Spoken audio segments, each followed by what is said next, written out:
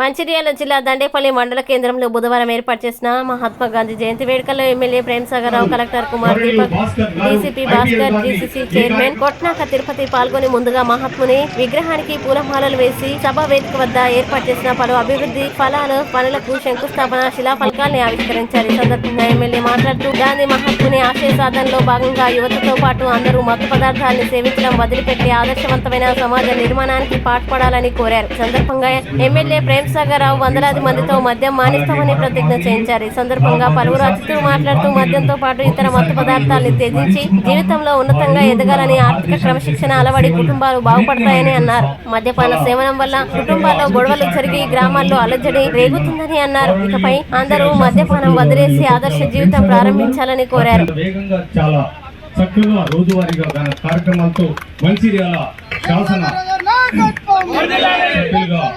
అత్యంత గొప్పగా పనిచేస్తా ఉన్నటువంటి నాయకులు మనందరం కూడా మహాత్మా గాంధీ జయంతి సందర్భంగా ఒక గొప్ప నిర్ణయం అందరితో చేపిద్దామని చూసిండు. ప్రేమ్సాగర్ రావు గారు ఎమ్మెల్యే గెలక ముందుకే 16 నెలలు మందు బంద్ చేసిన చరిత్ర నాది. ఈ మధ్యన ఒక నెల రోజుల క్రితం నుంచి నేను మందు అవుతున్నాను. ఇదే ప్రేమ్సాగర్ రావు సంవత్సరం అన్నారు కానీ నేను ప్రమాణం చేసి చెప్తున్నాను 2 సంవత్సరాల దాకా మందు అనేది ఆగను అని ఈ సభాముఖంగా చెప్తున్నాను. ఏ రోజు కూడా మా సార్ మాట మేము తీయలేదు. ఖచ్చితంగా మనస వాచ కర్మన నా తల్లిదండ్రుల సాక్షిగా, ఆ భగవంతుని సాక్షిగా, మా ప్రేమ్సాగర్ రావు గారి సాక్షిగా ఈ రోజు నుండి సార్ ఏ రోజు సార్ పర్మిషన్ ఇచ్చినప్పుడే నేను తాగుతాను. అది ఎప్పుడైనా మంచిదే. అది సంవత్సరం కానీ 2 సంవత్సరం ఖచ్చితంగా బంద్ చేస్తామని చెప్పేసి ఈ రోజు దైవ ప్రమాణంగా నేను కూడా ఈ సందర్భంగా ప్రమాణం చేస్తున్నాను. ఏదైతే సార్ ఇంతకుముందు వేణి చెప్పినట్టుగా సార్ ఎప్పుడైతే మళ్ళీ ఏమన్నా మీరు అనుకున్నప్పుడే తప్ప ఇంకొకసారి ముట్టమని చెప్పేసి కూడా ఈ సందర్భంగా చెప్తూ నాకు ఈ అవకాశం ఇచ్చినటువంటి పెద్దలందరికీ, నాయకులు, ప్రజాప్రతినిధులు కూడా వాళ్ళందరితో మాట్లాడడం జరిగింది.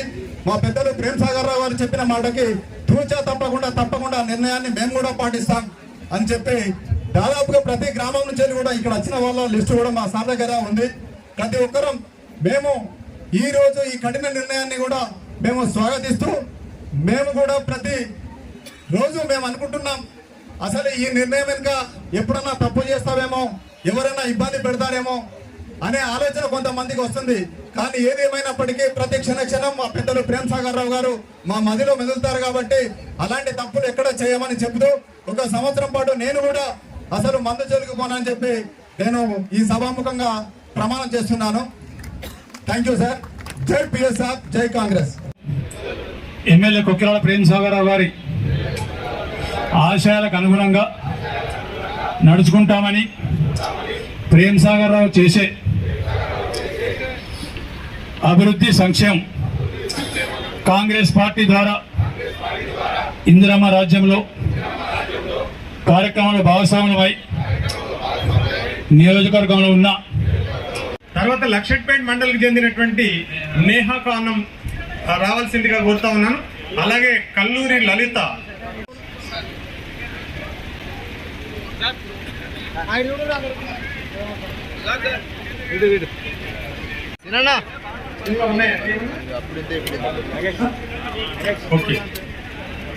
ఓకే అధికారం ఉన్నాం కాబట్టి అధికారుల పార్టీ తరఫున మా కాంగ్రెస్ పార్టీ నాయకులం, కార్యకర్తలం అనులే ఈ కార్యక్రమం తీసుకొని రాష్ట్రానికి, దేశానికి ఆదర్శంగా కావాలని,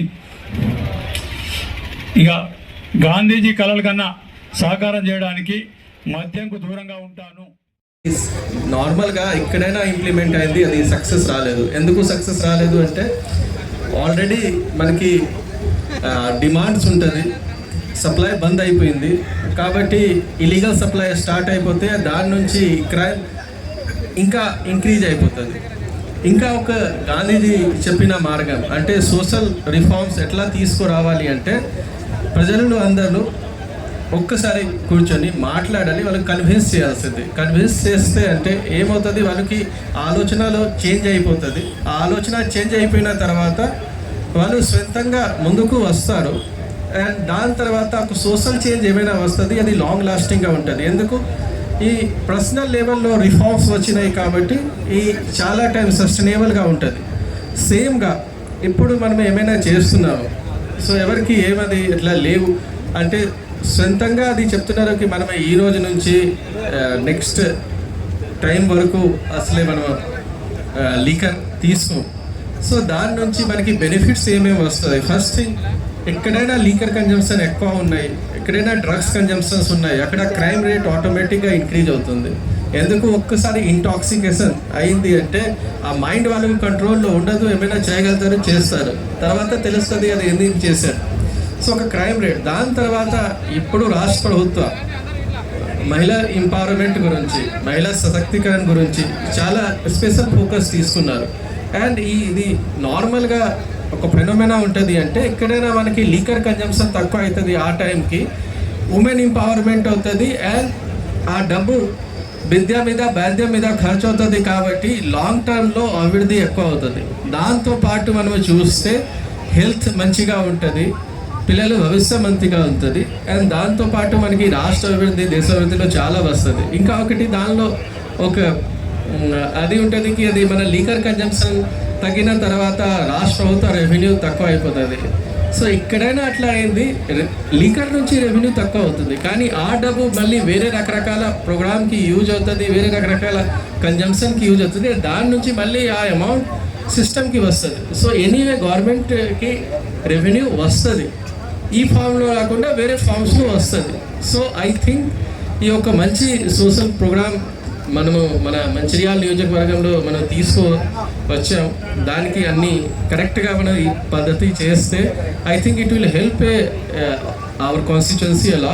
అండ్ దాంతోపాటు ఈ మొత్తం దేశానికి ఎట్లా సెల్ఫ్ ప్రొపెల్డ్ లికర్ ప్రొవిజన్, మనం ఎట్లా సెల్ఫ్ కన్స్టెంట్ అంటే మనం సొంతంగా చెప్తున్నాక మనం తీసుకోము, ఒక సెల్ఫ్ కన్స్టెంట్ లీకర్ ప్రొవిజన్ ఆ దేశంలో ఫస్ట్ టైం ఒక పైలట్ ప్రాజెక్ట్, ఇది కూడా ఒక పైలట్ ప్రాజెక్ట్ ఉన్నాయి, దండబండి మండలి నుంచి స్టార్ట్ అవుతుంది.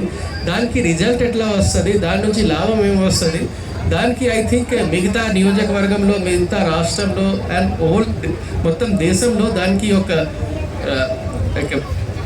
ఫస్ట్ ఆఫ్ కైండ్ అట్లా ఉంటుంది. అండ్ దానికి వాళ్ళు లర్నింగ్ నుంచి మిగతా వాళ్ళు నేర్చుకొని మిగతా వాళ్ళు కూడా ఇంప్లిమెంట్ చేయగలుగుతారు. సో ఈ మంచి ప్రోగ్రామ్ తీసుకొచ్చాయి కాబట్టి మన మంచిర్యాల ఎమ్మెల్యే గారికి శుభాకాంక్షలు.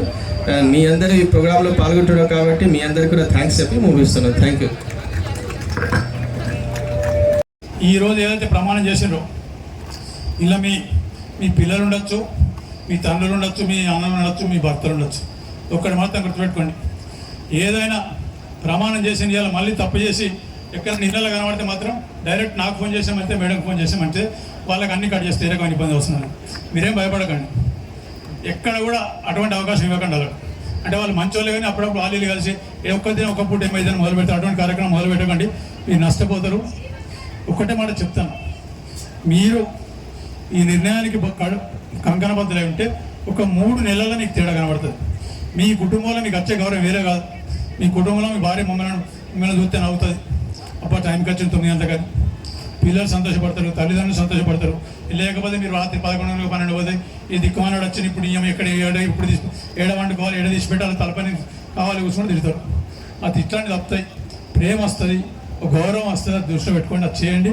ఇక్కడ చేసిన వాళ్ళు ఇలా ఒక్కొక్కరు 10 మందికి ఆదర్శమై ఇంకో 10 మంది మనం చూసి మార్చే విధంగా చేయండి. ఇక ఇది కాకుండా ఇక్కడ పోలీసు వాళ్ళు ఉన్నారు, కలెక్టర్ గారు ఉన్నారు.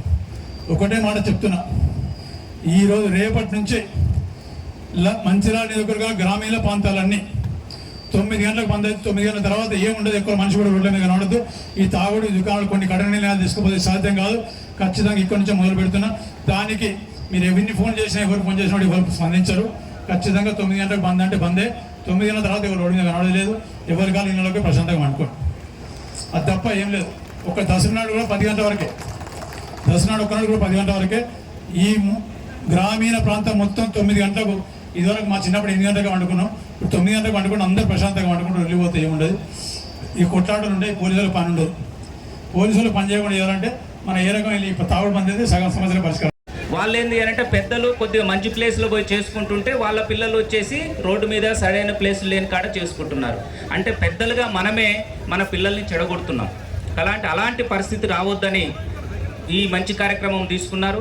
ఈ సందర్భంగా మీకు ఒక విషయం చెప్పదలుచుకున్నాను.